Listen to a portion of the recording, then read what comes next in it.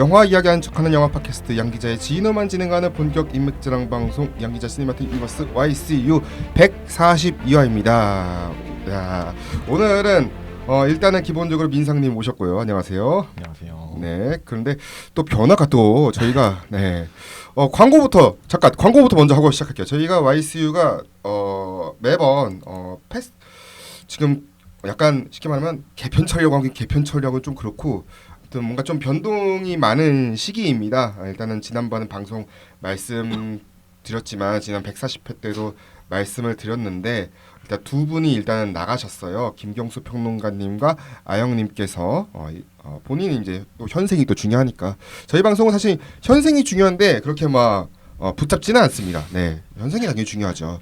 저희가 그렇기 때문에 현생을 사시는데 좀 약간 밸런스를 나름 할 수 있으신 분들만 최대한 모시기 위해서 노력을 하고 있고 그래서 이번에 공지를 드리게 됐습니다.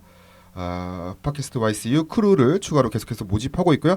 영화를 보고 나서 자신의 감상을 직접 다른 사람들에게 나누고 싶다면 혹은 다른 크루와 영화 감상을 공유하고 교류할 수 있는 장을 원한다면 사실 뭐 요즘에 보니까 뭐 넷플 영화라든지 이런 것들 상당히 많더라고요. 그런 것들 하고 있는데 그냥 나와서 편하게 말씀하실 수 있는 그런 분이면 됩니다. 성별 제한 없고요. 성인이면 됩니다. 왜냐면 성인 청불 영어도 하니까요. 네, 뭐 다 이런 거고 다 유튜브 영상 촬영하기 때문에 영상 촬영에 대한 동의가 없으시면 당연히 출연이 불가능하다. 요것만 그렇다고 제가 매번 가면을 씌울 수도 없는 것이고 그럴 수도 없기 때문에 일단은 출연이 불가능하다. 이건 말씀드리고 주요 녹음 장소는 지금 위에도 보시겠지만 홍대 단파 스튜디오에서 하고 있고요. 일단 주말을 우선으로 하고 있습니다. 한 회차에 3시간 분량, 3편 분량으로 저희가 녹음을 진행하고 있고요. 크루 모집에 따라서 이제 크루가 많아지면은 뭐 한두 달에 한 번 정도 녹음이 가능하고 뭐 아니면 계속 이제 붙잡히신 거죠. 네. 이쪽 쳐다보면서 하긴 한데 아무튼간에 지금부터 상시 진행 예정이니까요. 모집 문의는 저희 팟빵이나 유튜브, 인스타나 이제 저희 메일이 있습니다. 인투디아레나 @gmail.com 여기 다 있으니까요. 그쪽으로 문의를 주시면 되겠습니다. 참고로 현재 제 개인 사비로 운영 중입니다. 저희 유튜브 구독자가 이제 500명을 향해서 가고 있지 않습니까? 아무것도 지금 지원할 수 있는 방안이 하나도 없습니다. 그렇기 때문에 개인 사비로 운영을 하고 있고요. 초연료가 없으니까 3시간 정규 녹음 전으로 이제 식사가 제가 이제 최대한 부담을 제가 다 하려고 하는데 총합이 10만 원 넘을 경우에는 일단은 뭐 회비처럼 만 원씩은 거둘 예정입니다. 참 아껴 살아야죠. 네, 아무튼간에 의견 교류의 시간도 있을 테니까요. 네, 많은 이야기 나눠주시면 좋을 것 같고요. 뭐 카페 가서 놀면 되죠. 뭐 그 다음에는. 네. 아무튼간에 저희가 앞으로 3월 2일날 토요일날 저녁에 또 녹음이 있습니다. 그때는 괴물 사랑은 낙엽을 타고 그리고 지금 현재는 서빈님께서 추천할 영화 하나 지금 준비 중에 있고요. 다음에는 또 3월 말중에 가여운 것들 듀움 파트 2 당연히 뭐 이건 해야죠. 이 두 편 가지고 녹음할 예정이고 4월 또 중순이나 후반쯤에 또 녹음을 할 예정입니다. 현재 이렇게 예정이 되어 있고요. 그거는 이제 출연하시는 분들끼리 서로 이제 조율을 해서 맞춰가는 걸로 하겠습니다. 자, 아무튼간에 댓글들 한 번만 더 읽고 갈게요. 세일러 마스님 지난 설특선 YCU 141화를 보셨는데요. 러브레터 이제 이지아 평론가님 30분 30답 2부를 보셨는데 거기 중에 이제 찰란 배급하는 작품들은 좋다고 이제 이지아 평론가님이 늘 말씀해 주셨는데 그때 이제 찰란 하면은 이제 항상 붙어다니는 이름 있죠. 소지섭 씨. 네, 소지섭 씨가 항상 이 찰란의 작품에 투자를 많이 하세요. 거의 이제 자선 사업 비슷하게 본인 인터뷰는 정말 자선 사업 비슷하게 남는 게 없다고 이렇게 말씀을 하시는데 그래서 제가 몇 번 말씀드리잖아요. 초지섭 배우 나오는 영화는 을이라도 보러 가라. 좀 우리가 그동안 비친 영화들 상당히 많지 않느냐. 찰란에서 배급한 좋은 영화들. 그러면서 이번에 세일러 마스님이 저도 오늘 소지섭 배우님께 감사한 마음을 가지고 플랜치 15를 봤습니다. 인사를 드렸습니다. 플랜치 15 상당히 또 좋은 영화거든요. 네, 이건 것도 수입하기 힘든데 또 이제 우리 소지섭 씨가 또 도움을 일조를 해주셨다. 그래서 항상 감사한 마음을 가지고 봐야 하고요. 또 이제 저희가 오늘 얘기할 원카 같은 경우는 쇼츠를 제가 이제 주로 따로 만들었어요. 잡지식에다가 따로 쇼츠를 만드는데 쇼츠가 지금 조회수가 대박이 터졌어요. 저희 유튜브 이제 생긴 지 1년도 안 됐는데 9.2만 조회수 현재 누적 중인 거는 처음 봤거든요. 이 관련 구독자 수도 덕분에 32명이 늘어났고요. 정말 감사한 일이고 시청 지속 시간도 상당히 높아가지고 또 댓글도 많거든요. 그래서 이 댓글들을 잠시 후에 이제 관련된 이야기들 나올 때마다 이슈 나올 때 한번 이야기를 풀어가 보도록 하겠습니다. 그래서 오늘 두 분의 새로운 게스트분들, 투루분들 또 모셨습니다. 한 분씩 인사 나누도록 하겠습니다. 먼저 서빈님부터 인사드릴게요. 안녕하세요. 네, 안녕하세요. 이서빈이라고 합니다. 네. 반갑습니다. 네, 와 자기소개 간단히 부탁드리죠. 네, 자기소개. 네, 알겠습니다. 자기소개. 네. 지금 현재 대학생이고요. 음. 지금 소설 작가 지망 중에 있습니다. 네. 소설 사실 그래서 제가 모신 것도 좀 있어요. 왜냐면은 아무래도 소설이 원작인 작품들도 있을 뿐더러 그래도 이제 글을 쓰시는 분이다 보니까 결국 영화도 결국은 시나리오 작업이 또 이루어져야 되는 거니까 인물이라든지 인물을 만들 때 그런 창작자의 고충 같은 경우는 워낙 이야기를 쓰실 때 창작자의 고충을 워낙 잘 아실 것 같아요.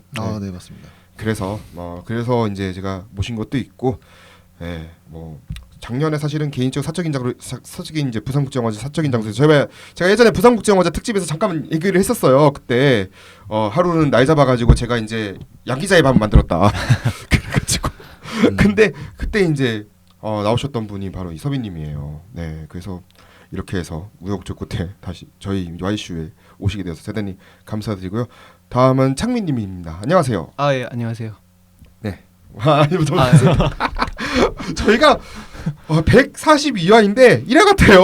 그래서 어쩌죠? 다시 처음부터 시작한다고 생각하고 자기소개 부탁드리겠습니다. 예, 안녕하세요. 저는 영화 블로그 운영하는 힙합도 좋아하고 영화 블로그 운영하는 이창민이라고 합니다. 와, 안녕하세요. 반갑습니다. 네, 저희가 사실은 영화 블로그 하시는 분들 중에서 오시는 게 차라리 좀 편할 때가 가끔 있더라고요. 왜냐면은 영화를 꾸준히 어떻게든 블로그를 하시다 보니 어떻게든 꾸준히 보시거든요. 네, 그러면서 차라리 그러면서 본인의 이제 인지도도 쌓고. 근데 사실 쌓기에는 저희 유튜브 구독자보다 훨씬 많은 구독자 수를 가지고 있던데 유튜브가 10,000명이 넘던데요 보니까. 다 지난 일이어가지고 물론 지금도 그래도 네, 살아는 있잖아요. 이 사람이 살아 있다는 게 중요하죠. 네. 유튜브 채널이 살아 있다는 거. 저는 사실 10,000명짜리 구독자도 없는 채널이기 때문에 사실 그런 건 좀 부럽거든요. 네. 아무튼 이 세 분과 얘기하는데 오늘 다룰 영화가 사실은 로드 투 오스카 해가지고 저희가 계속해서 아카데미 후보에 오를 만한 영화나 오른 영화들을 얘기하고 있는데 지금 그 사이에 아카데미 후보가 발표가 됐습니다. 근데 정말 안타깝게도 원카는 아무것도 오르지를 못했어요. 그래서 이걸 계속 해야 되는 게 맞나 싶다가도 그럼 엮어보자. 뭘 엮을까 하다가 이게 원카가 로알드 다hl 작가의 원작을 바탕으로 한 프리퀄이잖아요. 그러다 보니까 로알드 다hl 작가의 원작이 이번에 하나가 후보에 올랐어요. 정말 감사하게도 후보에 올라가지고 한번 엮어보자.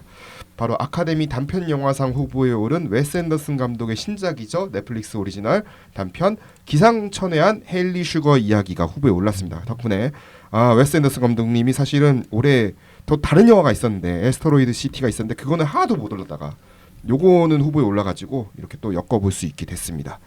그래서 오늘 정훈님께서 처음으로 원카에 대해서 이야기를 생각보다 많이 준비하셔가지고 네 부탁드리겠습니다. 제가 처음 준비한 거라 이게 아니요, 앞으로도 이 정도 준비하시면 될 것 같아요. 이 정도 하면 됩니까? 알겠습니다. 그냥 바로 이야기 드릴게요. 네. 한국 기준 2024년 1월에 개봉한 원카는 티모시 샬라메가 윌리 원카라는 캐릭터를 연기하고 그 윌리 원카가 전면에서 이야기를 끌어가는 영화입니다. 사실 원카라는 캐릭터로 모든 것이 설명되는 영화인데 원카는 로알드 다hl 작가, 아까 말씀하셨던 작가의 유명한 작품들 중에서 찰리와 초콜릿 공장과 찰리와 거대한 유리 엘리베이터에 등장하는 캐릭터입니다. 많은 분들이 찰리와 초콜릿 공장에서 그 조니 뎁 배우가 연기했던 윌리 원카를 기억하실 텐데 찰리와 초콜릿 공장의 프리퀄 격이죠. 이번 영화 원카는 소설에서는 다루어지지 않았던 윌리 원카의 과거를 다루고 있습니다. 뮤지컬 영화로 제작되었고요. 화려한 장면들을 종종 목격할 수 있는 그런 영화가 되겠습니다. 줄거리는 되게 간단한데요. 원카가 자신의 꿈을 이루기 위해 많은 이들과 얽히고 엮이는 이야기입니다. 네, 이렇게만 말하면 좀 너무 안 될 것 같아서 네. 원카는 이제 어느 도시에서 초콜릿 가게를 열고 돈을 벌고 성공하고 싶어 합니다. 그래서 그것이 꿈이고 돌아가신 어머니와의 약속도 관련이 있다고 하죠. 근데 하지만 이 도시에는 이미 초콜릿 사업을 벌이고 있는 새 가게가 있었고 그들은 이제 원카를 달가워하지 않아서 다양한 방법으로 괴롭히는데 이제 그거를 조력자들의 도움을 받으면서 우당탕탕 해결해 나가는 이야기를 가지고 있습니다. 결국 원카는 꿈을 이루기 위해 계속 나아가고요. 따뜻함을 지속적으로 확인할 수 있는 영화입니다. 네. 길게 잘 쓰시는 거죠. 감사합니다. 자, 그래서 각자 총평 한번 들어볼게요. 사실 근데 좀 이따 말씀드리지만 지금 왓챠 평점을 보니까 다들 3점, 그러니까 제가 제일 평점이 좋았어요. 아, 별 맞아요. 4개로 네네. 제일 별이 높았고, 그 다음에 우리 이제 창민님 같은 경우도 별 3개 반, 그리고 민상님도 별 3개 반인데 맨 마지막에 먼저 볼게요. 근데 왜냐면은 우리 정우님께서 별 1개 반을 주셨거든요. 아, 네, 맞습니다. 왜 별 1개 반인지 마지막에 한번 들어보도록 하겠고, 먼저 별 3개 반을 주신 우리 민상님부터 한번 이야기 들어볼게요. 총평. 네.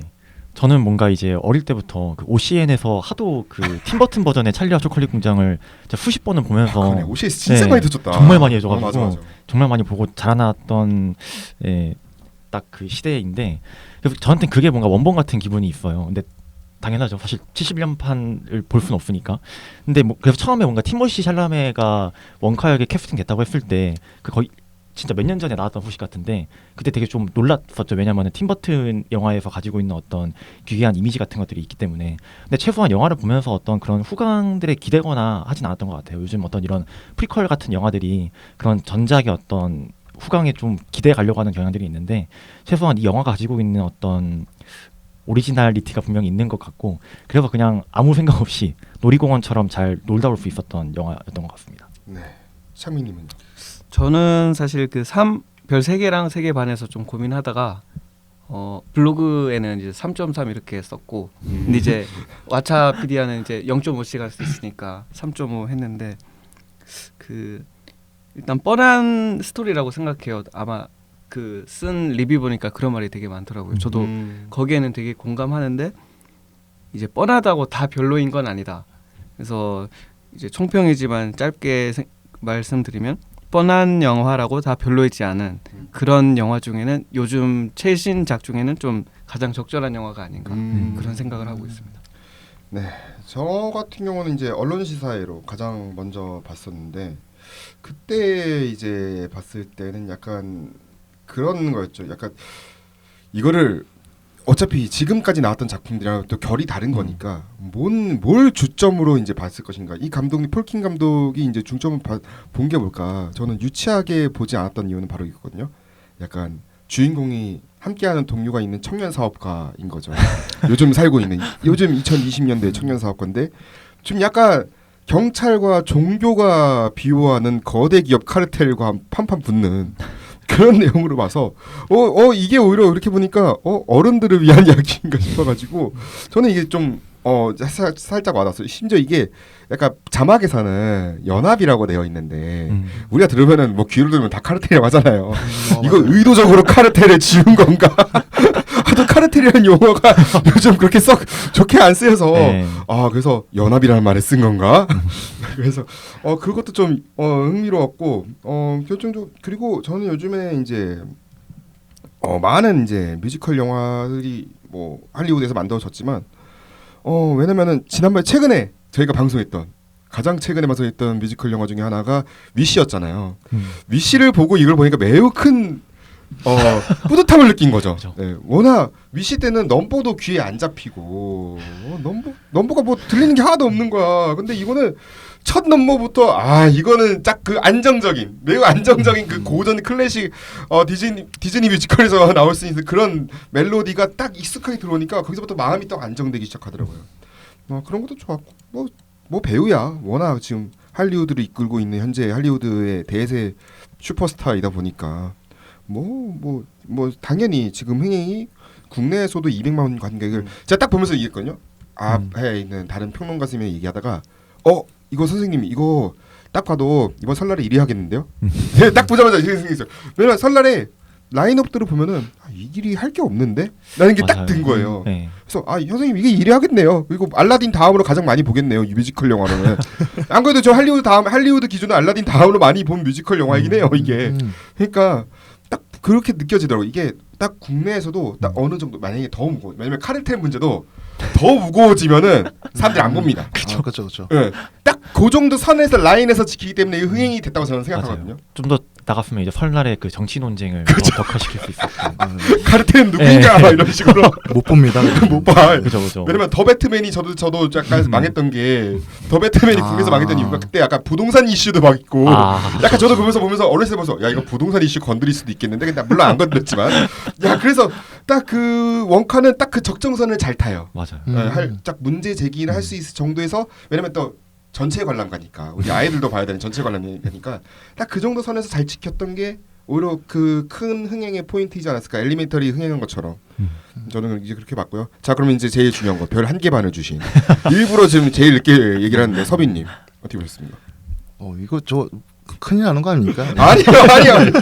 저희 방송은 뭐 누군가가 별 5개를 주고 누군가 별 반 개를 줘도 네 저희는 뭐 그런 뭐 싸움을 내는 방송은 아니에요. 네. 아닙니다.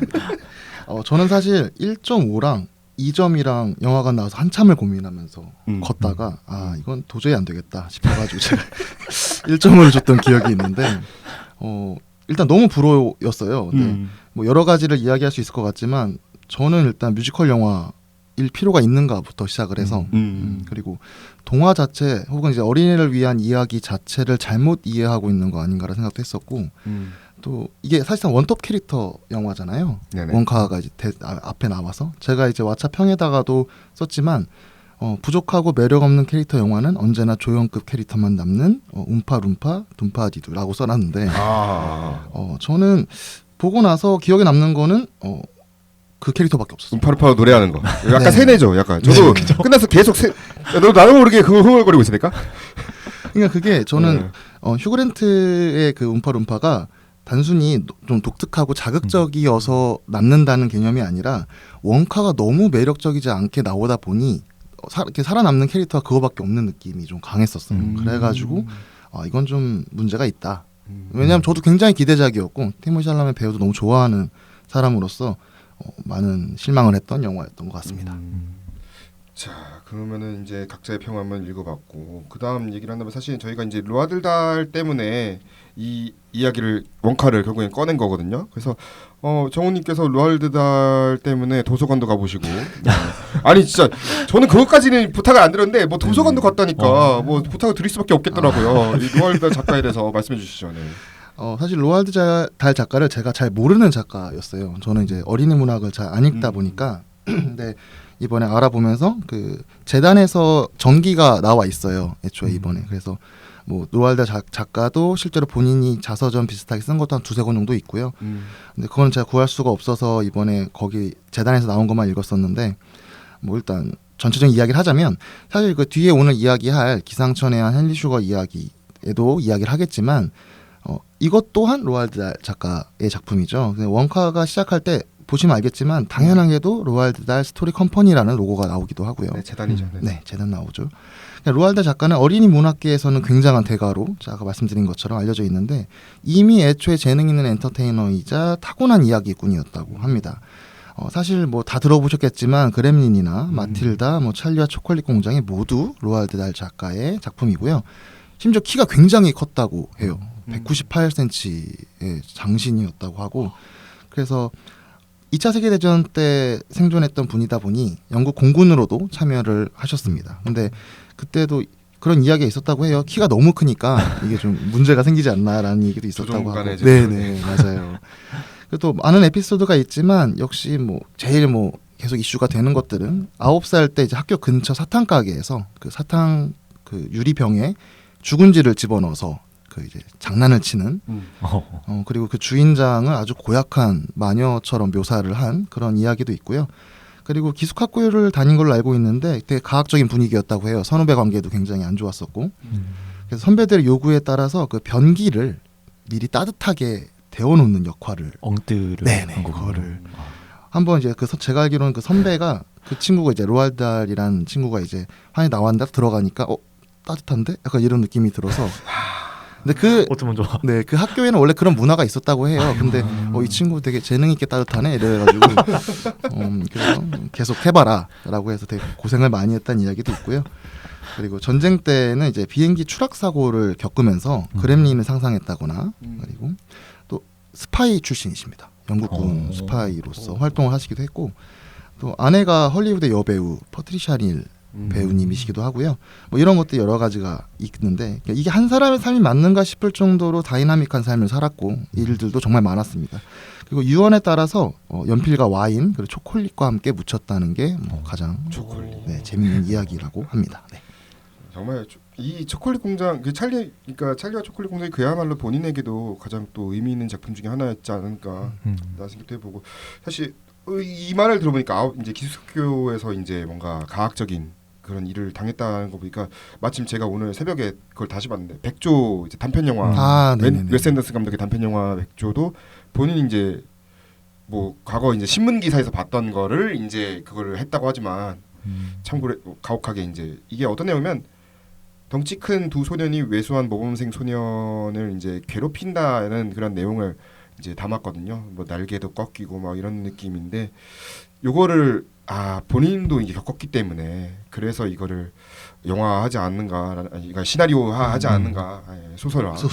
자꾸 왜 이렇게 헷갈려? 소설화하지 않는가. 웨스 앤더슨 감독은 뭐 모르죠 제가. 모르니까. 아무튼 저도 오늘 백조를 보면서 딱 이런 그래도 본인의 그러니까 거기 보면 본인의 경험이라고 얘기를 하잖아요. 백조에서도 그게 자연스럽게 녹아내리지 않는가라는 생각이 들고요. 자 그러면 이제 주인공 캐릭터 원카를 한번 볼게요. 원카 캐릭터가 사실은 지금까지 소설은 소설이고 아무튼간에 작품은 작품인데 영화가 지금 2편이 나왔습니다. 아까 전에 2005년 조니 뎁 영화 얘기를 했지만 팀 버튼 감독의 근데 1971년도에 사실 저는 이걸 보고 자란 세대이기 때문에 진 와일더 주연의 이거 어떻게 보고 있냐면 비디오를 빌려봤죠. 이제 비디오 그게 신작 이런 거 쓰는 거죠. 신프로였어 나름. 신프로 나이가 늙은 게 아니고 신프로 써져 있는데 빌려 보니까 뭐야 이거 너무 옛날 영화인데 초콜릿 천국이라는 이름의 제목인데 신프로에서 왔는데 너 이거 뭐야 너 엄청 옛날 무슨 거의 정말 한 30년 전 영화인데 이게 왜 신프로지? 나 이러면서 비디오가 신작으로 나왔으니까 새롭게 나왔으니까 신프로죠. 아무튼 그래서 봤던 기억이 남는데. 그래서 참 신기했어요. 그 당시에는 이게 세트 디자인이 진짜 와 저걸 다 어떻게 초콜릿을 진짜 만들었지? 막 어렸을 때 생각하는 와 얘가 막 날라다니지 어떻게? 막 하늘을 야 이거 신기하다. 막 그러면서 이제 봤던 이제 어렸을 때의 기억이 남는데 사실 지금 최근에 이제 4K 리마스터링까지 이제 되어가지고 국내에서는 이게 출시가 됐는지는 모르겠어요. 근데 정발로 워너에서 발매가 됐는지는 모르겠는데 아무튼간에 네, 좀 좋지 않은 루트로는 퍼져 있어요. 아니 이게 뭐 정식으로 국내에 출시됐으면 당연히 공주 봐야 되는데 이게 정식으로 국내가 출시된 게 없어요. 지금 안타깝게도. 그래서 어쩔 수 없는 그런 상황이긴 한데 어렸을 때 비디오 빌려본 느낀 게 없다. 근데 공식적으로 공식 석상에서 얘기할 때는 그렇게 얘기하는데 아무튼 어떻게 이제 세 캐릭터를 비교한다면 어떻게 보셨는지 먼저 민상님부터. 저는 이제 그 원카가 그 팀 버튼의 이 초콜릿 공장보다는 이 진 와일더가 이제 그 주연했던 이 영화가 좀 더 맞닿아 있다고 느꼈는데요. 근데 여기서 이제 굉장히 흥미로운 게 저희가 보니 이제 원카에서는 티모시 샬라메가 굉장히 약간 뭐라 하죠? 그 MBTI로 따지면은 MFP? 뭔가 머릿속이 뭔가 되게 천진난만하고 꽃받치고 순진한 그런 친구라서 이제 막 사기도 당하고 그런 친구잖아요.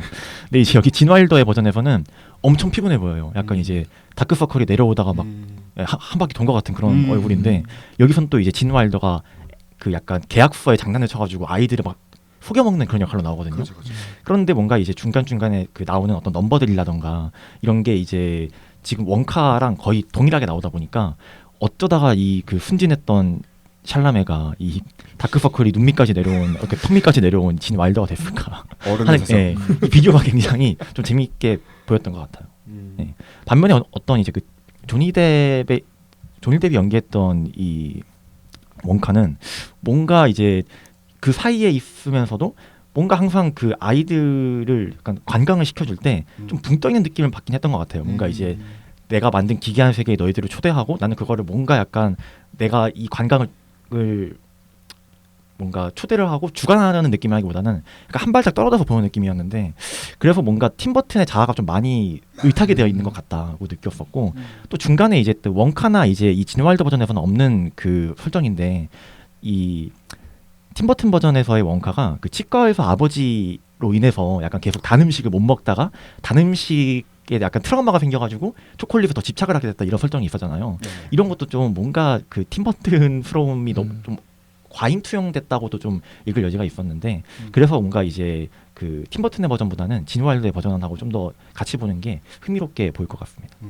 창민님은 혹시 저는 이번 거밖에 안 네. 봐가지고 이번 걸로만 그러면 원카를 말씀해 주신다면 네. 저는 괜찮았어요. 그냥 이게 비교를 할 수 없으니까 일단 뭐 연기가 막 좋다 이런 거는 못 느꼈지만 이게 아이들이 보기에는 되게 좋겠다. 왜냐면은 일단 누가 봐도 되게 순수하잖아요. 이야기가. 그렇죠. 그래서 사실은 제가 봤을 때 너무 뻔하지만 오히려 이런 뻔한 게 아이들에게 더 좋은 이야기가 아닐까.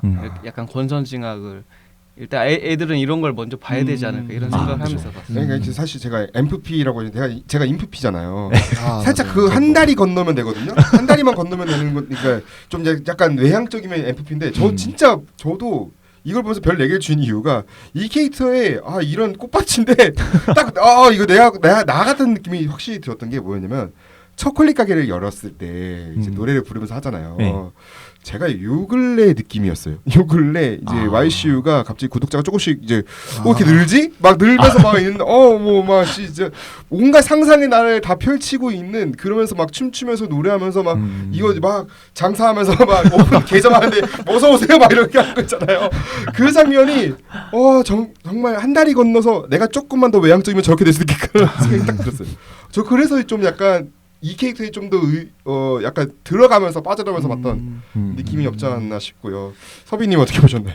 저는 이제 진 와일더 버전은 못 봤고요. 네네. 네, 이제 당연히 조니 뎁 버전하고 이번 티모시 샬라메 버전을 봤는데 일단 뭐 제일 가장 큰 느낌은 이제 너무 흑화하기 전의 느낌이 가장 강하게 드는 거였었고 근데 제가 진 와일더는 보지 못해서 모른다고 했는데 제가 듣기로는 원작에 가장 가까운 모습이었다는 소리가 있습니다. 그래서 작중 묘사가 그 소설 내에서도 검은색 실크햇과 뭐 자주색 연미복, 녹색 바지, 진주색 장갑 차림에 황금 손잡이를 단 지팡이를 든 염소 수염을 기른 남자라고 한다고 써 있는데 물론 이제 염소 수염은 나온 적이 한 번도 없는 걸로 알고 있어요. 네. 뭐 진 와일더 버전도 그렇고 손이 뜨고 그 정도 차이가 있었던 것 같습니다. 원카에 대해서는. 이 진 와일드 버전에서 가장 좀 재밌는 장면이 보통 이제 뭔가 이제 아이들의 투어를 시켜주다가 한 아이가 그 초콜릿 강에서 초콜릿을 퍼먹다가 빠지거든요. 보통 초콜릿 다 강에. 이제 그렇게 되죠. 네. 네네. 근데 이제 진 와일드 버전은 충격적이게도 약간 그 아이보다 초콜릿을 먼저 걱정을 하는 거예요. 야 초콜릿 더러워진다 이러면서 막 엄청 화를 내고 막 이거 물어내야 된다고 막 이러고. 그래서 사실 저희 댓글 한번 읽어보고 있는데 네. 한번 읽어볼게요. 근데 티모시 원카가 1971년 버전의 프리퀄이라고 해도 둘이 갭이 너무 크다고. 맞아. 조니 뎁 그쵸, 원카는 그쵸. 아예 다른 세계관이라고 비교할 필요가 없지만 여긴 같은 세계관이어서 너무 비교되고 원카 보고 71년작 보면 같은 원카라고 하게 됨. 애초에 진 와일드 원카가 조니 뎁 원카보다 더 미스터리하고 기괴하고 맞아요. 진짜 그냥 기괴해요. 아이들 갖고 노는 그런 캐릭터인데 원카에는 그냥 조는 착한 애여가지고 살짝 원잡하기가 느껴진다. 그냥 착함. 참고로 그 치과 의사라는 설정은 팀 버튼 감독이 이제 새롭게 만들어낸 그렇죠. 설정이 네. 원작에는 없는 설정이었고요. 그 또 다른 부분 보면 솔직히 2005년에 나왔던 건 좀 무서웠었음. 죽음의 데스 서바이벌 보는 느낌이었어서 죽음의 데스 서바이벌. 그 사실 이게 저도 이거 제가 2005년 거를 보면서 다시 느꼈던 거는 이건 그냥 팀 버튼 영화지. 이게 원작이랑은 전혀 신경 안 쓰고 이거 팀 버튼 저도 똑같이 했어요. 자기 이타기로 하셨는데 저도 똑같이 지금까지 팀 버튼이 내 세계관에 왔는데 내 세계에서 한번 영화를 한번 보러 와볼래? 약간 저는 팀 버튼 전에 초대받은 느낌이었어요. 맞아요. 팀 버튼. 팀 버튼 전 저도 팀 버튼 전시 이후에 2번은 이제 우리나라 셋 다 가서 봤지만 약간 그런 느낌이었어요. 너도 그냥 가서 봐, 구경해봐 이런 느낌으로 저도 봤던 기억이 있고. 역시 다른 분들 보면은 1971년이 제일 재밌었습니다. 그래도 그래도 근데 여기 있네. 근데 초콜릿만 먹었는데 기분 좋고 그런 거면 마약 넣은 거 아님? 근데 댓글이 또 좋네. 실제로 초콜릿에는 기분을 좋아지게 하는 성분이 있대요. 댓글 달아주면 기억날 때 달아주려고 와드림이라고 하셨는데 1일 전에 제가 대신 읽어드렸습니다. 아무튼 뭐 1971년 거를 너무나도 다시 보고 싶습니다. 저도 그래요. 이게 정식 워너가 나는 이럴 때 한번 나올 줄 알았는데 이게 안 나오네. 워너가 특별전이라도 그냥 100주년 특별전 때 이걸 했어야 됐네. 워너가 차라리 원카로 홍보를 했어야지 이런 식으로.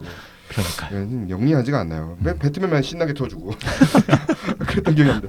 아무튼 1971년에 원카를 추억하시는 분들 그래도 있다. 이거는 반갑네요. 사실 제가 나이만 들어서 이거 다들 기억 안 하실 줄 알았는데, 저도 그거 재밌었거든요. 거기 막 초콜릿 그러니까 그때는 아날로그틱하니까 완전 아날로그니까 다 같이 이제 초콜릿 다 수거해가지고 다 맞아요. 그 부자들 이제 뜯잖아요. 그거는 약간 팀버튼 버전은 약간 CG가 섞이니까 좀 뭔가 CG 섞인 느낌 나는데 요거는 진짜 다 같이 뜯는 진짜 게 수작업으로 이제 진짜 수작업 다 뜯는 세트 다 뜯는 세트 그 넓은 공간에서 다 뜯고 그러니까 이게 진짜다 라는 생각이 좀 들었거든요. 아마 논란이 만들었으면은 야 웃기겠다. 논란이 원카를 만들었으면 진짜 뭔가 하이퍼 리얼리즘으로 만들었을 아마 초콜릿 직접 만들었을 것 같은데 아마 초콜릿 직접 만들었겠죠. 그거는. 브랜드가 생기지 않았을 거예요. 네, 뭔가 딱 느낌이 브랜드. 네. 맞을 것 같아요. 그러면 이제 원카의 스코어에 대해서 한번 얘기를 해볼게요. 참고로 스코어는 창민님한테 제일 한번 얘기를 해볼게요. 왜냐면은 워낙 음악적에 저도 조예가 힙합이긴 하지만 조예가 있으신. 한번 여쭤볼게요. 저도 뭐 음악적으로는 잘 모르지만 개인적인 기호에 따라서 그냥 조금 준비해봤는데요. 일단 여러 곡들이 되게 좋았고 아까 이제 좀 평점을 좀 안 좋게 주셨지만 뮤지컬 영화일 필요는 없었다고 생각해요. 저도. 근데 이제 그 뮤지컬 혹은 삽입곡들이 저는 되게 감명 깊어가지고 사실 영화에 점수를 줄 때 삽입곡이 좋아서 좀 높게 준 것 제 나름은 높게 준 게 있거든요. 그래서 이제 약간 그 영화 느낌을 잘 살렸다고 생각하는 거는 원카스 케이스랑 저기 뭐지 그리고 For a Moment 이 곡들이 되게 이제 그 원카가 주는 순수함이나 아니면 약간 ENFP 같은 그런 그렇죠. 그런 약간 명랑한 그러니까 오프닝 스코어 오프닝 곡도 이제 헤드풀 오브 드림스도 맞아요. 매우 딱 그 마을에 도착하면서까지의 과정을 네. 노래를 풀어낸 것도 상당히 좋았거든요. 저는 맞아요. 전형적인 사실 사운드 오브 뮤직도 오프닝 그런 거거든요. 사운드 오브 뮤직도 왜 수녀가 맨 어디 와 그냥 정말 산속에서 얘기하는 그래서 자기 소개하는 거잖아요. 어쩌면 이 캐릭터로 이 노래로 그거는 진짜 디즈니 옛날 진짜 고전 스타일 느낌 났던 것 같아요. 근데 저는 스코어가 좀 되게 아무 맛이 안 느껴지는 느낌이었거든요. 그게 음역대가 네, 음역대 사실 맞아요. 맞아. 네. 네. 맞아요. 그래서 소화할 좀 수 덜 있는. 필요한 것도 사실 있는 것 같아요. 그렇죠. 네. 네. 그리고 제가 아까 뮤지컬 영화 아까 얘기를 잠깐 하다가 말기도 했었는데 저는 그 효과적인 장면들은 있었다고 생각을 해요. 그러니까 특히 이제 세탁소 사람들과 도시에서 초콜릿을 처음 판매하는 그 장면과 그리고 이제 원카 초콜릿 가게 첫 오픈, 그랜드 오픈 장면이죠. 네네. 아까 말씀하셨던 그랜드 오픈. 네. 그리고 엔딩 장면 이거는 좀 스포될 수 있으니 거기 오늘 이제 스포일러 있다고 합시다. 네, 오늘 스포일러 네. 있습니다. 네. 그럼 이제 원카가 그 이제 음파룸파랑 같이 가서 만드는 거. 딱 만드는 공장 장면 만드는 같은 장면. 요 세 장면은 정말 이제 뮤지컬 효과가 딱 잘 맞아 떨어졌다고 생각을 하는데 뭐 풍선 나라는 장면. 네 맞아요. 그거는 동물원 말씀하신 건가요? 뭐 풍선에서 아무튼 풍선 타고 네네. 날아오르는 장면. 네, 동물원에서 네. 기린이랑 네네. 같이 보는. 네. 근데 저는 요 아까 제가 앞에 말씀드린 세 장면 외에는 저는 굳이 뮤지컬이 필요가 있었나. 그러니까 사실 이 세 장면만 만들기 위해서 이거를 뮤지컬 영화로 밀어붙인 느낌이 좀 강했던 것 같기는 해요. 그러니까 차라리 500일에서 뭐 보신지 모르겠는데 아마 그 영화에서도 딱 한 장면만 제가 알기로는 뮤지컬로 표현이 됐던 걸로 알고 있습니다. 그래서 차라리 그렇게 그 장면만 뽑아내는 것도 나쁘지 않았나라고 생각이 들기도 해요. 일단 근데 폴킨 감독 자체가 약간은 그런 좀 스타일을 많이 구가하는 것 같아요. 뮤지컬이 필요 없는데 뮤지컬을 일부러 넣는 장면들이 약간 패딩턴 시리즈에도 그랬잖아요. 맞아요. 패딩턴 시리즈에서도 갑자기 그 움파룸파 맡았던 휴그랜트를 이용해가지고 갑자기 그 감옥에서 노래를 갑자기 부른다는 건가. 패딩턴도 노래를 상당히 많이 불러요. 맞아요. 베니쇼가 은근히 노래를 많이 부르는 장면인데, 그러니까 그런 스타일을 좀 많이 구가를 하는 것 같아요. 이 폴킨 감독 스타일 자체가. 아무튼 미상님도 그러면 혹시 인상 깊었던 넘버나 이런 게 있었다면은? 저는 71년판이랑 같이 보다 보니까 네네. 그 두 영화에서 공통적으로 나오는 그 퓨어 이미지네이션이 좀 인상적이었던 것 같아요. 그래서 이제 원카에서는 아마 그 여자 이름 뭐였죠? 누들 말씀. 맞아요. 예. 누들이랑 아마 같이 불렀던 걸로 기억하는데, 그래서 이게 그 진왈드 버전에서는 이게 진왈드가 계속 약간 시선을 땅만 보고 걷고 있다가 소개해 주는 거죠. 공장 맞아요. 소개할 때. 예, 유일하게 약간 뭔가 하늘을 보면서 좀 다시 이 티모시 샬라메 프롬으로 돌아오는 장면이거든요. 유일하게. 그래서 그거랑 겹쳐 보이니까 이게 뭔가 아무래도 좀 뮤지컬이어야 했다는 어떤 그런 필연성이 있다면 확실히 그런 71년판 버전을 좀 많이 의식을 한 것 같다는 느낌이 듭니다. 그래서 요즘 관객들은 한테는 이게 그런 맥락이 없으니까 너무 거의 50년 전 그렇죠. 맥락이 없는 영화다 거죠. 보니까 좀 맥락이 조금 다를 수는 있을 것 같아요. 이건 마치 사실 메리 포핀스랑 메리 네. 포핀스 리턴즈니까 당연히 네, 메리 포핀스 그죠. 1편을 보고 난 사람들이 당연히 이거를 추억할 수밖에 없는 건데 이거는 네. 이게 같은 상황인지도 모르니까 50년 전 네네. 여기 아무도 없습니다. 그러니까요. 저도 비디오 빌려본 게 90년대 중반이니까 그러니까. 당연히 모르죠. 네. 아무튼 그런 상황 저는 근데 유튜브 보니까 최근에 이거를 어떤 분이 합성을 했어요. 퓨어 이미지네이션을 네.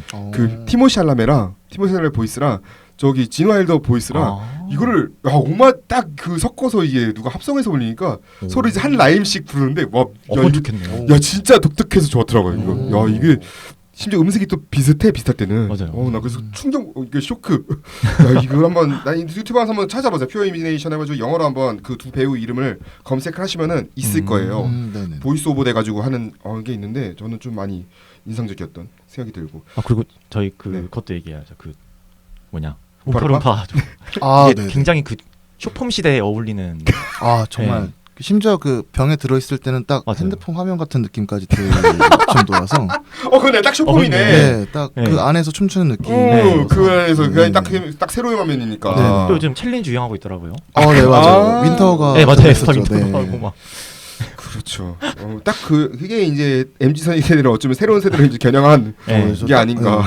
딱 맞았다고 생각합니다. 저는. 그런 생각이 드네요. 자, 그러면은 이제 인상적이었던 장면 위주로 한번 얘기를 해볼게요. 네, 어떤 장면이 가장 또 재밌었는지 아니면 좋았던지 얘기를 볼 건데 혹시 먼저 정우님 정우님 서빈님. 네네네. 근데 인상 네 오늘 괜찮습니다. 헷갈려 오늘 제가 저 이거 좀 네. 네 괜찮습니다. 계속 필명을 얘기하는데 죄송해요. 네, 괜찮습니다. 한번 정정을 해야 될 것 같아요. 이거 편집이 안 되는 방송이라서 정정을 좀 네네. 많이 해야 돼. 왜냐면 계속 정우님 정우님이 누군데? 네. 오늘까지만 좀 정정. 네네. 갑자기 오늘 어젠가 말씀하셔가지고 제가 입이 아, 딱 네네. 안 붙어요. 네. 네. 일단 서비님부터. 네. 혹시.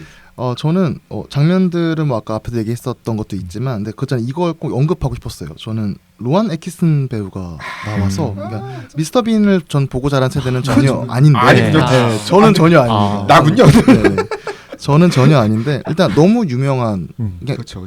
얼굴만 딱 봐도 그죠. 이렇게 알게 되는 그런 배우인데 저는 그 교회에서 딱 처음에 초콜릿 먹는 걸로 처음 나오죠. 눈 돌아가는 거 보고 너무 반갑고 재밌겠다라는 생각을 많이 했던 것 같습니다. 심지어 그 뛰다니는 장면까지. 네, 맞습니다. 도망간 네. 장면까지. 딱 정말 그 미스터 빈 스타일 옛날에. 네. 미스터 빈 잠깐만 이거 추억할 만세가 사실은 저보다 여기보다는 지금 우리 또래면은 이제 창민님 네네네. 이제 기억하시나 미스터 빈. 기억하죠. 옛날에 MBC 보면은 그 명절 때 네. 무슨 한 5시쯤에 명절 때 잠깐 틀어줬어요. 뭔가 네. 시간 때우기 딱 좋거든요 명절 때. 저도 어릴 때 비디오 가게에서 엄청 많이 빌려봤던 것 같아요. 아무튼 그것도 유튜브 가면 있더라고요. 이게 유튜브 가면 심지어 공식 유튜브가 있어가지고 공식으로 보실 수가 있긴 있어요. 이게 사실 뭐 대사가 그렇게 많은 작품도 아니니까 그죠. 사실상 넘버버리니까 네, 편하게 맞아요. 보실 수도 있을 것 같고.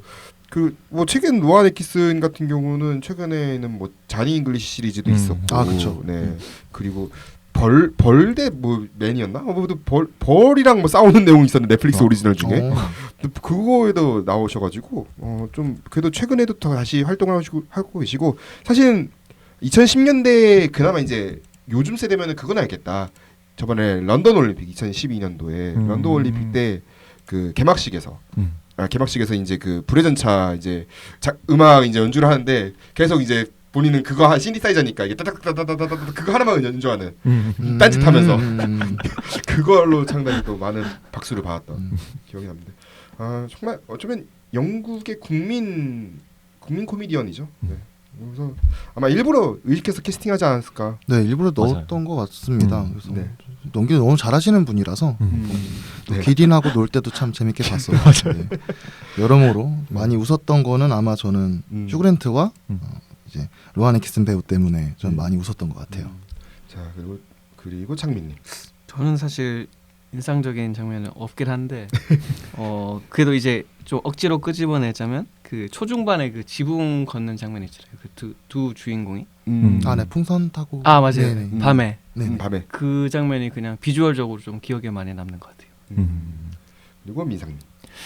저는 뭔가 이제 그 진왈더 버전도 그렇고 약간 그 팀 버튼 버전도 그렇고 계속 하늘로 날려보내잖아요. 그 약간 뭔가 그 아무튼 기분 좋다는 걸 뭔가 붕 떠 있는 걸로 그런 장면들이 굉장히 많이 나오는데, 근데 그 여기서도 이제 그런 거랑 뭔가 초콜릿 자체의 어떤 성질이랑 이어지는 부분들이 좀 재밌었어요. 그래서 이제 이번 원카에서도 그 기린의 우유를 짜는 장면 있잖아요. 근데 이제 이때 뭔가 되게 기린의 우유를 짜가지고 초콜릿을 만든다는 게 뭔가 약간 뭔가 기성 제품으로서 초콜릿을 만드는 게 아니라 뭔가 마치 연금술을 하듯이 만드는 거잖아요. 그렇죠. 근데 뭔가 그래서 뭔가 그때는 그 장면이 좋았었는데 뒤로 갔을 때 어느 순간부터 약간 초콜릿이라는 되게 중요한 소재가 약간 사라져 버린다는 느낌이 들었던 것도 사실이거든요. 그래서 뭔가 어느 순간부터는 나중에 이제 그 다크서클이 눈밑까지 내려온 턱밑까지 내려온 신발더가 되기 위해서는 이 초콜릿이라는 거의 어떤 투영되어 있는 꿈 같은 거는 아예 사라져 버려야 되는 건 아닌가. 그래서 원카도 이렇게 선택할 수밖에 없지 않았나 하는 생각이 들어서 여러모로 흥미로운 장면이었던 것 같습니다. 저는 약간 원카가 계속해서 이제 초콜릿 연합의 방해를 받잖아요. 네. 어떻게 꾸준히 봤는데 이게 약간 이것도 저희 세대 드라마인데 쿠키라는 드라마가 있습니다. 뭐죠? 이거 또 여기도 초콜릿 만드는 거 여기는 쿠키 만드는 거니까 쿠키 과자 만드는 이제 김혜수 씨가 주인공이었어요. 쿠키가 제과점을 창업하면서 사실 거기서도 정말 그 약간 연합 비슷한 카르텔의 약간 그런 비호에서 약간 공격을 당하는 거거든요. 계속 꾸준히 공격당해요. 아니면 뭐 과자가 맛이 별로네 막 이런 식으로 이제 쉽게 말하면 이제 뭐 노이즈 마케팅도 나하고 막 이런 식으로 계속 이제 억압 당하면서 근데 그런 우여곡절이 갑자기 떠올라졌고 그러니까 약간 단순히 그리고 아무튼간에 꿈을 이루기 위해서는 아무튼 그 꿈의 크기만큼의 결과물이 나와야 한다. 물론 이 영화의 단점은 사실 그거죠. 판타지 장르이기 때문에 이 원카가 어떤 노력을 해가지고 뭐 사실 그 꿈을 이루는 거에 대한 거기까지는 안 나오죠. 이미 얘는 완성체 캐릭터인 거죠. 그렇죠. 이미 완성체 캐릭터이기 때문에 그거는 나오진 않지만 최소한의 결과물을 가지고 아무튼간에 나와야지 이거 사람들이 믿고 따르지 않겠어요. 만약에 그런 것도 없으면 그냥 사기꾼이지. 그러니까 그거는 확실히 인상 깊었던 것 같고 그렇다면 이제 자 지적 한번 말씀해 주시죠. 그 포인트. 하나씩 다 해볼까요? 해보죠. 해보시죠. 일단 저는 이 부분은 좀 논란이 될 수 있는 부분이기도 한데요. 이건 해석과 의미 부여를 얼마나 하느냐에 따라 달라지는 거긴 한데 사실 후반부에 장부를 찾는 장면이 있었어요. 그렇죠. 카르텔의 이제 지하 금고에 들어가서 이제 장부를 찾는데 못 찾다가 누들이 이 초콜릿, 그러니까 카르텔들의 초콜릿을 보다가 욕을 하면서 그 카르텔 초콜릿 던집니다. 그래서 그게 벽에 맞아서 그게 오픈이 된단 말이에요. 그러면 장부를 찾아요. 그렇죠. 저 매우 짜치죠. 그러니까 사실 이거는 짜칠 수밖에 없는 장면인 게 이거는 원카가 실수를 해서 찾아도 짜치고요. 누들이 실수해도 짜치고요. 그냥 어쨌든 이렇게 카르텔이 실수도 짜치고 우연찮게 찾는 것 자체가 좀 말이 안 되는 부분이긴 하지만 어쨌든 영화라는 한계 내에서 근데 저는 너무 싫었던 게 그럼 사실 장부를 찾아주는 거는 이 욕먹은 초콜릿이잖아요. 결국에 카르텔 초콜릿이 이 장부를 찾아주는 거란 말이에요. 근데 그거가 누들이 던져서가 되는 거죠. 그러니까 차라리 그 자기네들끼리 뭔가 쌓아있던 초콜릿 상자가 넘어진다거나 아니면 이런 식으로 해서 자기네끼리 무너지는 걸 보여준다면 더 좋은 해석이 되겠지만 그게 아니라 이미 착하고 잘 되어 있는 누들이라는 캐릭터가 카르텔을 이용해서 그걸 찾는데 이거를 이제 너무 과한 의미 부여이기도 하지만 이런 식으로 해석을 하게 되면은 저는 너무 별로였던 것 같아요. 차라리 원카나 누들의 행동으로 찾는 것이 조금 더 자연스럽게 이어질 수 있는 부분이었다고도 생각이 듭니다. 근데 결론적으로 장부가 필요 없을 수도 있겠다. 결과적으로 내용 보면 결말 보면 장부가 필요한가? 그렇죠, 맞아요. 굳이 장부 없어도 날려보낼 수가 있었는데. 장부의 가장 큰 피해를 본 건 서장이죠. 그렇죠. 서장을 위해서 일부러 그렇게 한 것 같긴 한데. 근데 저는 그래도 그 장부 내용이 나오는 장면은 되게 좋았던 것 같아요. 결국 이것도 어찌 보면 사적 제재거든요. 그렇죠. 공적지. 그러니까 저는 웃겼던 게 이 경찰이 잡아갈 수도 있었어요. 이 카르텔을. 맞아요. 카르텔을 직접 경찰이 처리를 안 했어요. 그냥 다 그냥 그것 때문에 초콜릿 때문에 날려버린 거잖아요. 날려버린 거니까 이거는 어쩌면 요즘에 요즘에 나오는 드라마들 많잖아요. 살인자 네. 이응난감이라든지 네. 비질란트. 비질란트라든지 네. 그거에 이런 점 느껴지기도. 그걸 보는 거는 날려보는 거니까. 싶기도 한데. 그리고 저 또는 그 카르텔 중에 노란색 카르텔이 있었죠. 그 좀 조직 하나인. 자, 이름은 기억이 잘 안 나는데 너무 재미가 없는 거예요. 농담을 되게 많이 하죠. 너무 많이 하죠. 전 차라리 카르텔 농담 중에서는 그 녹색 카르텔 분이 이제 네. 가난하다는 워딩을 쓰면은 토마다 토하는. 네. 저는 그게 가장 원초적으로 재밌었지 않았나 싶을 정도로 원초적이죠. 네, 카르텔 자체 영국적이고. 네 맞아요. 그러니까 카르텔 자체 매력이 좀 없었던 거가 좀 많이 아쉬운 것 같아요. 매우 평면적이었다. 빌런이. 네 맞습니다. 그러니까 원카도 이미 평면적이잖아요. 아까 말씀하신 것처럼 완성형 캐릭터고 사실 뭐 그 친구가 고난을 겪어봤자 웃고 있는 친구인단 말이에요. 진짜 광기. 그게 광기지. 네, 진짜 네 광기. 정말 광기가 심지어 느껴지는. 심지어 자기가 이제 끌려갔는데도 불구하고 그 모텔에서 네. 맞습니다. 모텔가면 모텔인가 보네요. 세탁소 세탁소에서 네. 끌려갔음에도 너무 해맑고 거기 평생 있어야 되는데 그걸 너무 해맑는데 그거는. 그러니까 그 돈 같은 것도 굉장한 큰 금액이라서 그렇죠. 문제가 많이 되는데도 그리고 뭐 침대 무너지고 난리 나도 뭐 기분 좋게 웃고 앉아 있는 거 처음에 12소버린을 다 날려버렸을 때도 네 맞습니다. 그때도, 너무 뜯어내리는데 너무 행복한데 그래도 좀 좌절이라도 좀 하던가. 그러니까 차라리 원카라는 캐릭터를 이런 식으로 좌절감 없이 왜냐하면 실제로 많은 분들이 너무 고난과 역경이 없지 않느냐라고 이야기를 하시기도 하고요. 근데 저는 말씀드린 것처럼 차라리 오리지널리티를 이렇게 가져갔을 때는 이런 캐릭터로 가도 된다고 생각을 해요. 그럼 문제될 건 없는데 문제는 원카도 평면적인데 거기다 카르텔도 평면적이고 그 외에 세탁소에서 조언을 하는 그러니까 조력자죠. 조력자들도 평면적이고 그러니까 다 일직선으로만 달리고 있으니까 평행선만 보는 기분이기도 했고 그러다 보니 휴 그랜트 배우가 맡은 음파루파가 더 굉장히 이 친구만 입체적이에요. 그 안에서 혼자 나빴다가 좀 착한 좋았다가 척했다가 나빴다가. 네. 고난과 역경을 네. 겪기도 하고. 이미 큰 고난과 그죠, 그죠. 역경을 겪고 그러네요. 와서 그리고 그 되게 시니컬한데도 그런 태도들이 그 음파룸파가 겪었던 일들 때문에 더 재밌어 보이는 것도 있다고 생각을 하거든요. 그래서 그 캐릭터를 이렇게 잡으면 좀 아쉽지 않나라는 생각이 들었던 것 같아요. 차라리 원카를 이렇게 갈 거면 좀 다른 쪽에서 힘을 줘서 카르텔을 조금 더 다르게 표현을 해도 좋지 않았을까라는 생각도 합니다. 창민님 혹시 좀 아쉬웠던 장면이 있다면? 아쉬웠던 건 사실 없는 것 같아요. 근데 아까 말했던 것처럼 그만큼 인상적이었던 것도 없어가지고. 그냥 너무 그냥 평평했다. 네, 왜냐면 그랬다. 그 말씀하신 것처럼 그냥 이건 이런 영화구나. 그냥 일직선으로 가는 영화구나. 처음부터 그냥 그렇게 계속 봤던 것 같아요. 그래서 딱히 인상적인 것도 없고 근데 노래가 좋았다. 약간 이렇게 봤습니다. 그럼 민상님은?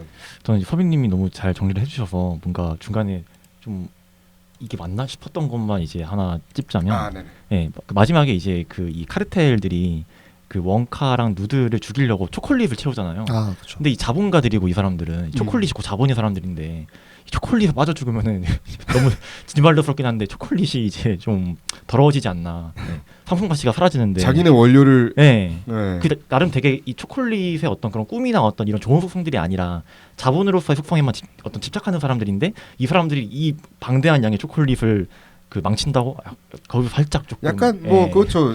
상대 적수를 죽이는 거니까 뭐 그 정도는 뭐 써도 예. 아깝지 않다 이런 느낌 있어. 근데 사실 거의 초콜릿을 그냥 거기 그 모으는데 그냥 집어넣잖아요. 네. 그러니까 조금 쓰는 것도 아니고. 그러니까요. 거기 다 자기 거 다 모아. 네 맞아요. 그래서 저도 행복하지. 처음에 딱 봤을 때는 그 초콜릿이 모아져 있다는 이야기를 들었을 네. 때 이게 나중에 도시에 뿌려지는 건 당연하겠구나라고 네. 생각을 했어요. 맞아요. 왜냐하면 이제 그런 식으로 이제 해방을 해주는 거니까. 근데 거기에 들어갈 줄은 저는 몰랐죠. 거기 담겨져서 저 심지어 엔딩쯤에 가면 이제 누들도 그렇고 티몬 샬라메도 이제 많이 이제 갈색화 되어 있잖아요. 네, 그래서 초콜릿 때문에 그런데 저는 그거 보면서 비주얼도 이게 맞나라는 생각도 좀 생각을 좀 많이 했던 것 같습니다. 네.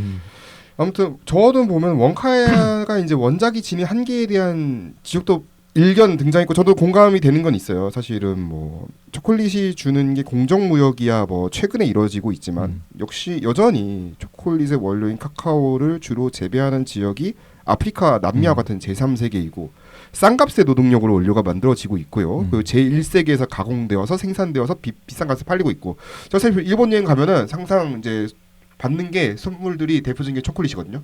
일본에서는 가공 제일 잘 팔리는 게 초콜릿. 그러니까 이런 1세기에서 이제 가공이 잘 되는 거예요. 잘 되는 건 약탈도 사실 싼값이라고 말했는데 옛날에는 싼값이 어디 있어? 그냥 약탈이지. 아 그렇죠, 그렇죠. 약탈로 그냥 빼앗고 그랬던 거고 이 작품도 어찌 보면은 약탈이죠. 그냥 무슨 말은 좋게 말해서 모험이라고 얘기하지만 결국은 지키고 있던 것까지 심지어 빼앗은 거니까 약탈인 거고 제1세기에서 가공해서 생산되어서 비싸게 팔린다는 점이 um파룸파를 통해서 희화화됐다는 비판도 있었고 um파룸파가 약간 지키던 중에 잠이 드는 거고 그거를 이제 채취를 한 거니까 그러니까 요거가 이제 비판 사항을 수정을 하기보다는 그냥 제가 계속 말씀드렸던 꿈 많은 청년의 희망가를 좀 더 강조한 게 아닌가라는 지적도 있었고 그리고 뭐 사실 아까 전에 말씀드렸던 게 여기 질문에도 여기 저희 채팅창에도 있었지만 초콜릿이 이제 기분 좋은 이제 원료로 사용된다라고 얘기했지만 기분 좋게 해준다라는 게 있지만 사실은 옛날부터 초콜릿이 최음제로 사용이 된 적도 있습니다. 네, 그래서 보시면 그 노래가 넘버가 그래서 주요했던 거예요. 그 고백하는 이제 남자가 좀 약간 덤벙거리고 있다가 초콜릿 먹고 나니까 갑자기 막 여자가 춤추고 나냐고. 이게 딱 그거예요. 원래 초콜릿 사용됐던 게 최음제로도 사용됐기 때문에 이거에 대한 묘사가 분명히 은근히 있었다. 또 아까도 나왔지만 이제 이 원카의 시대가 약간 그 코카콜라에도 막 코카인 넣고 이런 시대라서 뭘 넣었을지 모르긴 합니다. 진짜로.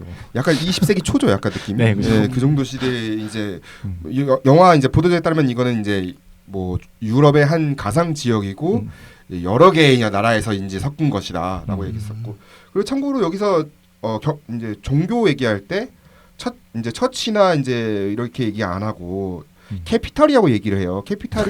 캐럴이라고 얘기도 안 하고 캐피탈이라는 이름 자체가 사실 매우 자본적인 그런 그렇죠. 영역이 사용되다 보니까 그것도 좀 흥미로웠던 것 같아요. 처치나 캐럴이라는 교회의 이제 다른 이 성당이나 이름 대신에 캐피탈을 사용했다는 거 들어보시면 나오는데 이것도 흥미로웠고 아무튼간에 이 작품에 대해서는 여기까지 한번 얘기를 하면 될 것 같고 왜냐면은 진짜 여기 저희가 오늘 얘기하고 싶었던 거는 짧게 얘기하겠지만 기상천외한 헨리 슈거 이야기거든요. 아 그렇죠.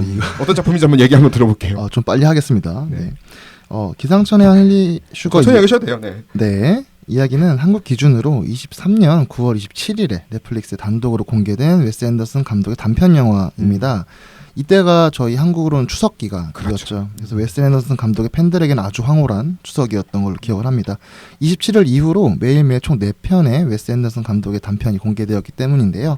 백조, 쥐잡이산의 독과 포함해서 이렇게 됐죠. 근데 이게 모두 로알드 달hl 작가의 단편이 원작인 영화들입니다. 제가 알기로는 넷플릭스가 아마 이 회사를 산 걸로 알고 있어요. 그렇게 넘어가면서 그래서 마틸다도 나오게 됐고 뭐 이런 마틸다. 네, 그렇게 된 걸로 알고 있습니다. 계속하자면 기상천외한 헨리 슈거 이야기는 아주 독특한 연출을 저는 보여준다 생각을 해요. 인물이 소설 속 대사와 묘사를 문장 그대로 읽어 나가면서 진행이 됩니다. 대사량도 굉장히 많고요. 속도도 빠르지만 그렇게 복잡하지는 않아가지고 놓치지만 않는다면 끝까지 충분히 즐길 수 있는 영화라고 생각을 하고요. 뭐 제 사회 벽이 뭐 진지게 깨지는 거는 물론이고 웨스 앤더슨답게 미장센은 말할 필요도 없고요. 당연히. 재밌는 부분들이 참 많습니다. 그래서 연극 무대의 느낌, 또 더 나아가서는 그 어린이들이 보는 팝업 그림책 같은 거 있잖아요. 그런 느낌을 줄 수 있는 정말 탁월한 영화라고 생각을 하고요. 줄거리는 뭐 짧게 말씀드리면 주인공이자 이제 베네딕트 컴버배치 배우가 분한 헨리 슈거는 이제 영국의 도박을 즐기는 아주 금수저, 아주 금수저로 알고 있는데 어느 날 이제 다른 분의 집에 갔다가 그 서재에서 아주 얇은 책을 발견하게 됩니다.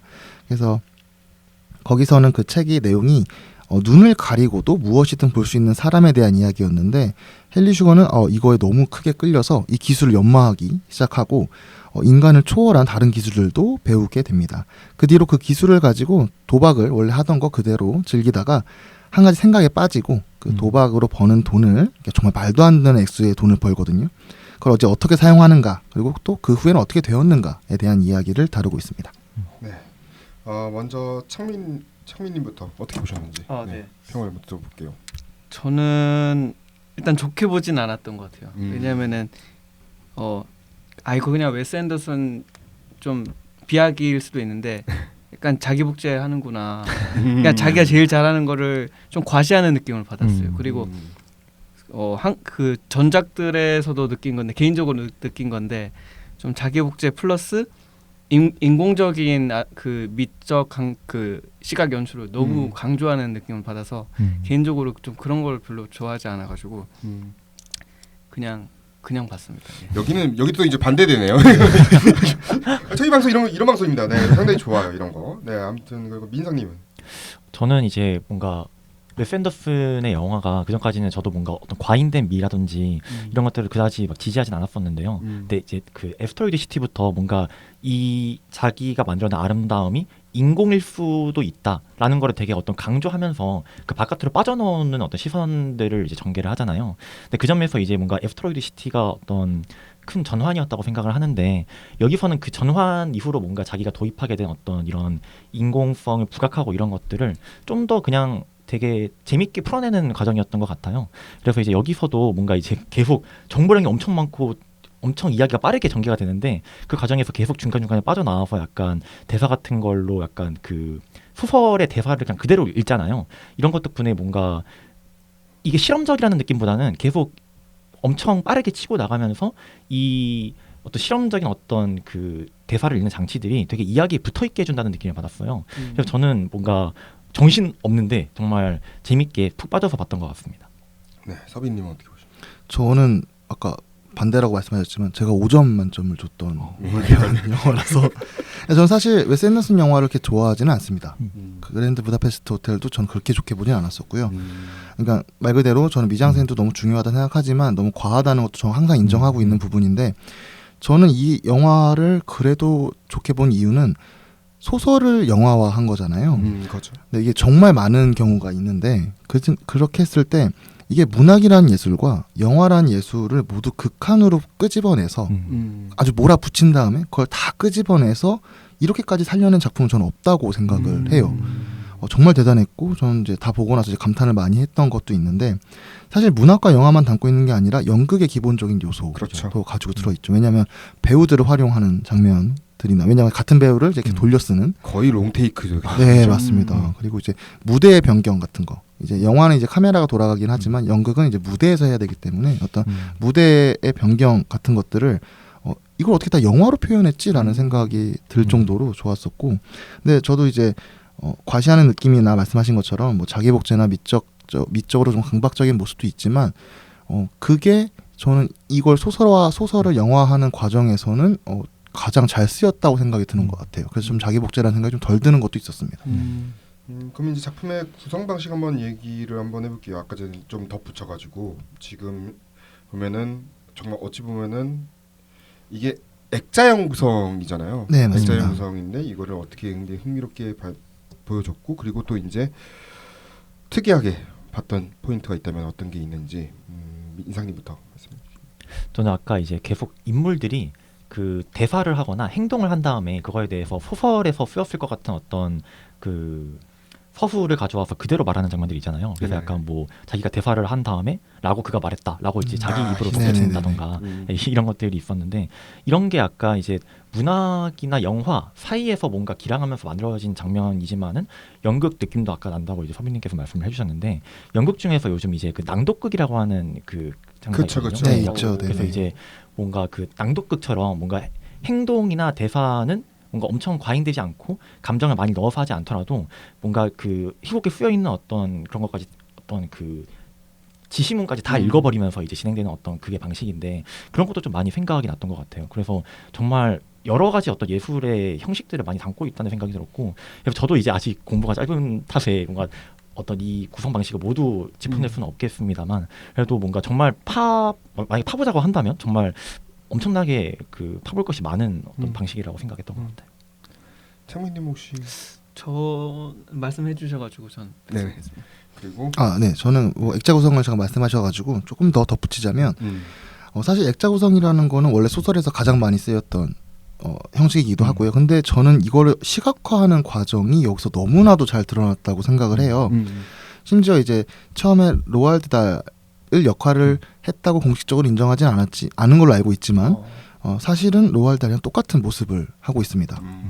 레이프 파인만이 연기한 인물 자체가 파인스가 연기한 인물 자체가 그 실제로 영국의 로알드 달 박물관이 있어요. 거기 가면은 여러 섹션이 있는데 그중 하나가 로알드 달의 작품 그 작업실을 그대로 구해놓은 장면이 있는데 지금 이 영화의 초반부에 등장하는 장면이 그대로 생각하시면 돼요. 그냥 그 모든 소품까지도 거의 똑같다고 생각을 하시면 되고 심지어 그 입고 있는 옷마저 그 옷을 입고 사진을 찍은 로ald 달의 사진이 박물관에 전시가 되어 있는 경우도 있었다고 합니다. 액자 구성을 조금 더 이야기하자면 사실 처음에는 작가가 등장해서 자신의 이야기를 하다가 이제 화면 안으로 작품 안으로 들어가죠. 헨리 슈거의 이야기를 들어갔을 때 좀 재밌었던 거는 그 서재에서 이제 베네딕트 컴버배치 헨리 슈거가 이렇게 앉아 있을 때 작가가 이제 쓱 가서 창문 옆에서 이야기를 시작을 하면서 또 이야기를 하는 그런 것들이 너무나도 스무스하게 이어지는 액자 구성임에도 불구하고 그리고 마지막에 빠져나올 때도 마찬가지고요. 맨 엔딩 부분에 빠져나올 때도 정말 잘 마무리됐다 생각을 하고 그래서 심지어 맨 마지막에는 그 멘트로 끝나죠. 이렇게 이런 식으로 작업을 했었다라는 식으로 그런 것처럼 저는 시각화를 너무나 뛰어나게 잘 해냈다고 생각을 합니다. 자, 저희가 이제 오스카 이제 특집 방송이다 보니까 제가 이제 또 준비하고 있는 거는 결국에는 웨스 앤더슨 감독이 아카데미 후보에 오를 수 있는가 뭐 여부였는데 일단 후보는 올랐어요. 다행히 올랐는데 지금까지 한 8번째 후보에 올랐어요. 이분이 옛날에 거의 초창기 작품이었죠. 로얄 테넌밤에서는 각본상 후보에 올랐고 주로 이제 애니메이션 작품이 상당히 후보에 많이 올랐는데 판타스틱 미스터 폭스나 개들의 섬 같은 경우로 장편 애니메이션 작품상 후보에 올랐고 그다음에 문라이즈 킹덤 저도 좋아했던 작품이었는데 이거 각본상 후보에 올랐고 참고 그랜드 부다페스트 호텔로는 작품상, 제작자로, 감독상, 각본상 이렇게 세 번의 후보에 올랐지만 모두 수상에는 실패했고 그때 당시에는 제가 알기로는 미술상이나 음악상 받았을 거예요. 음악상 알렉산드르 데스플라 음악 감독이 상을 받았던 걸로 기억이 나는데 그런 상황에서 지금 8번째 후보에 지명이 됐고 왜냐면 지금까지 받을 것 같은 작품들은 좀 인근이 있었는데 뭐 놀란 감독이랑 비슷한 거죠. 네, 계속 받지를 못하고 있는 상황인데 이번에 받을 가능성이 이제 현재 뭐 골드더비라든지 이런 데는 제일 높아요. 확률은 제일 높고 뭐 가장 큰 경쟁작이라고 할 만한 작품이 넷플릭스 오리지널 영화인데 디 애프터라는 작품이 있습니다. 미산 해리번 감독의 디 애프터인데 이 작품 같은 경우는 아마 이 남자가 이제 가족이 죽고 나서 아마 겪는 이제 심정이나 이런 걸 담은 작품으로 제가 시놉시스만 알고 있어요. 제가 최근에 봐야 되는데 이거는 아마 아카데미 시상식 하기 직전에 제가 보고 나서 더 자세하게 아카데미 시상식 그 방송 라이브 방송에서 말씀을 드릴 예정이고 그 외에 이제 후보에 오른 게 뱅상 르네 르티 감독의 천하무적이라는 작품이 있고 라세리사르로 감독의 나이트 오브 춘 그리고 나즈린 초드리 감독의 레드, 화이트 앤드 블루가 있는데 지금 현재까지 후보에서 제일 수상 가능성이 높은 거는 이제 이 작품이다 라고 말씀을 드릴 수 있을 것 같아요. 근데 정작 영국 아카데미에서 후보에 못 올랐어요. 이게 단편 영화상에서는 이게 좀 신기했어요. 영국 감독 작품인데 이거 왜 후보에 못 올랐지? 라는 생각이 좀 있는데 심지어 원작 소설가도 그렇죠. 영국의 대표 작가인데 이게 후보에 못 오른 게 좀 의외이긴 하지만 아무튼간에 아카데미 후보에는 올랐다. 그리고 그 현재 지금 수상 가능성은 제일 높다. 하지만 뚜껑을 까봐야 하는 거고요. 네, 어떻게 될지는 지켜봐야 될 것 같고. 자, 그러면 에스트로이드 시티를 이제 보셨으니까 최근에 미상님 보셨으니까 활자나 연극 모델을 영화하는 작업에서 최근에 그러면 왜 이제 좋아지셨고 웨스 앤더슨 감독은 뭘 보여주고 싶었는지 이 작품을 통해서. 저는 이제 그 전까지 어떤 웨스 앤더슨 영화를 엄청 열심히 보진 않았거든요. 네. 그래서 뭔가 인상만이 남아 있는데 그 전까지 제가 이제 봤던 인상은 웨스 앤더슨의 어떤 미장센이 굉장히 흔히 말해서 상품화되기 쉬운 방식으로 되게 예술적이라는 어떤 라벨로 포장이 되고 그리고 이제 이런 어떤 오해를 조금 오해에 좀 일조하는 면도 있었다고 생각을 해요. 어떤 자신의 영화가 특히 이제 그 프렌치 디스패치에서 그 화가가 나오는 어떤 그 이야기라든지 이런 데선 되게 뭔가 이전 시대의 뭔가 광인 예술가의 이미지를 가져오면서 뭔가 되게 그런 거를 강조를 하잖아요. 그래서 어떤 웨스 앤더슨의 어떤 이런 미적인 실험이나 어떤 과잉됨이 좀 더 오해될 여지가 좀 있었다고 생각을 해요. 근데 이제 애스트로이드 시티에서 저는 이제 그런 오해를 모두 다 이제 벗어 던졌고 그래서 이제 아까도 말씀드렸듯이 지금 이 헨리 슈거의 이야기에서도 뭔가 애스트로이드 시티에서 시작된 실험을 좀 더 이제 편하게 뭔가 우리가 빠르게 이야기를 읽어내고 문학과 영화 사이의 어떤 새로운 방법으로 어떤 이야기를 읽어내는 방식을 좀 더 관객의 차원에서 좀 더 체감할 수 있었던 것 같아요. 아마 그 웨스 앤더슨도 이번 작품에서 좀 의도했던 게 그런 건 아니었을까 하는 생각도 좀 들었습니다. 이게 아마 약간 지금 밈 같은 지금 AI가 영화를 만들 수도 있다. 라면서 최근에 공개가 됐잖아요. AI 영상이 이제 네 맞습니다. 그, 네. 그 검색 몇 가지 네. 단어만 넣으면은 영상을 딱 만들어주는데 이거 정말 근데 이게 왜냐면 이미 짤처럼 돌고 있는 게 웨스 앤더슨 감독이 해리포터를 만들면 막 이런 거 그죠, 있잖아요. 그런 거 엄청 네. 많죠. 예, 많이 봤죠. 이런 식으로 네. AI가 만들었거든요. 그것도 AI가 만든 것도 보면은 다 스타일이 거기서 나온 다 네, 그죠, 스타일이에요. 그죠. 그러니까 그랜드 부다페스트 호텔이나 아니면 문라이즈 호텔, 맞아요. 문라이즈 킹덤이나 막 이런 작품들 보면은 나올 만한 그런 걸로 딱 연상돼서 이게 좀 약간 안 좋으면 그러니까 쉽게 말하면 이것도 밈인데 안 좋은 밈이잖아요. 어쩌면은 그 창작자로서 느끼기 이씨 내가 계속 이렇게 만들고 있는데 왜 그죠. 이따위 밈으로 네. 소화가 되고 있는 거지? 그만큼 알고리즘화하기 쉽다는 거니까. 그러니까 그런 생각도 있을 건데 최근에는 그래도 좀 뭔가 이런 자신만의 또 변화를 만들려고 하고 있다. 라는 게 느껴지고 있고 그 외에 이제 흥미롭거나 의미 있는 장면 아니면 본인이 보면서 인상 깊었던 장면이 있다면 뭐 어떤 게 있을까요? 저는 뭐 여러 가지 뭐 제가 아까 앞에서 말씀드린 것들이 진짜 가장 인상적이긴 했었는데 아무래도 저는 배우들의 연기가 굉장히 인상적이었습니다. 그러니까 대사 아까 말씀하셨던 것처럼 소설 내에서의 대사는 빠르게 치고 그 다음에 그 템포 주고 이제 심지어 제가 알기로는 톤도 바뀌어요. 그러니까 이제 이거는 내가 대사를 하는 거야. 그다음에 이건 내가 묘사를 하는 거야라고 나눠지는 그런 부분들이 연기하는 분들 입장에서 굉장히 재밌었을 것 같고 또 연출하는 입장에서도 마찬가지라서 그러니까 정말 고민을 많이 하고 만들었다는 생각이 들어서 전 그 부분이 좀 많이 기억에 남는 것 같아요. 창민이 혹시 있을까요? 저는 완전 공감하는데 사실 아까 지나가면서 말씀하시겠는데 좀 정신 없다는 느낌도 있긴 있었어요. 왜냐하면 제가 영어를 쓰는 사람이 아니다 보니까 하긴 그래, 맞아. 자막이랑 같이 봐야 자막 되니까 모르면 좀 힘들긴 하지 이게. 약간 랩같이 느껴지는 느낌. 정말요. 약간 그것처럼 느꼈어요. 그 뭐지 아론 소킨 작품들 정말 네, 아론 소킨 작품들 보면은 뭐 대사가 너무 많거든요. 자막도 사실 이거 다 소화 못해. 이거 사실 더빙으로 하는 게 더 맞을 수도 있어. 어쩌면 사람 귀에 안 들리거든요. 이제 자막이 심지어 자막도 축약해서 번역하는 경우도 있어. 어떤 장면에는 맞아요. 하도 길어지니까 대사가 그런 경우도 있는데 아무튼 요것도 사실 좀 약간 네이티브 아니면 좀 힘들 수도 있어요. 저도 이거 보면서 느꼈던 이거는 대사 양이 은근히 좀 소화를 많이 해야 되네. 라는 생각도 좀 보면서 왜냐면 내 작품이 다 똑같았어요. 내 작품이 다 뭔가 이번에 나왔던 내 작품들이 다 보면서 딱 느꼈는데 혹시 다른 작품 혹시 보신 거 있으신가요? 이거 외에도 뭐 기상천외한 같이 나왔던 작품들 중에 또 다른 작품 전 혹시? 독만 봤던 거. 네. 독은 또 어떻게 보셨어요? 독도 약간 그 뭔가 헨리 슈거 이야기랑 이어지는데 일단 배우진이 그 컴퍼배치 그대로 나오고 그렇죠. 데브 파텔 그대로 나오는데요. 근데 여기서 이제 그 배우들의 어떤 특히 그 컴퍼배치의 이미지가 좀 많이 바뀌어요. 그래서 그런 게 좀 흥미로웠던 것 같아요. 그러니까 뭔가 거의 동일한 구성 방식을 사용하고 있고 그런데 뭔가 그 컴퍼배치가 약간 여기서는 그 독에서는 좀 더 약간 그 컴퍼배치의 대중적인 이미지 있잖아요. 막 욕 잘하고 약간 그런 이미지로 나와서 연기 재밌었고 근데 뭔가 이제 헨리 슈거 이야기의 연장선에서 계속 봤던 것 같아요. 왜냐면 중간중간에 계속 그 로알드 달이 등장하기도 하고 예. 이게 이제 한 남자가 자신의 침대 안에서 잠든 독사를 발견하면서 벌어지는 이야기인데 저는 약간 이게 보면서 마음 안에 담긴 독이 더 무섭고 이게 2차 세계대전 이후 시점이다 보니까 2차 대전 이후에도 남아있는 대영 제국의 독일 수도 있겠다.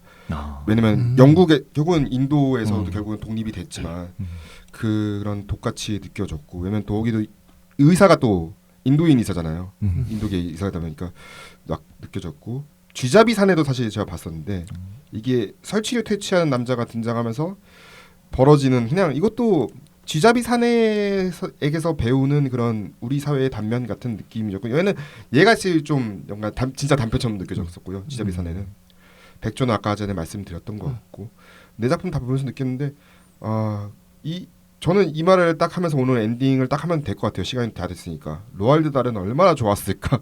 약간 자기 소설을 이렇게 영화해주는 감독도 있었으면 얼마나 좋았을까라는 생각이 들어요. 약간 이거는 우리 하하 씨가 했던 패러디하신 것 같아가지고 로알드 달은 얼마나 좋았을까라는 그런 메시지를 하면서 아마 상을 받을 가능성이 저는 높다고 보는데 어떻게 될지 모르겠습니다만 아무튼간에 오늘 이야기는 여기서 마무리하겠습니다. 오늘 사실은 첫 녹음인데 다들 너무 잘해주셔가지고 저희가 감사하고 앞으로도 잘 부탁드린다 네. 말씀드리면서 다음 시간에는요. 다음 작품에는 이제 이것도 또 기대가 되는 작품이죠. 추락의 해부 이야기로 돌아오도록 하겠습니다. 청취해 주신 대단히 감사합니다.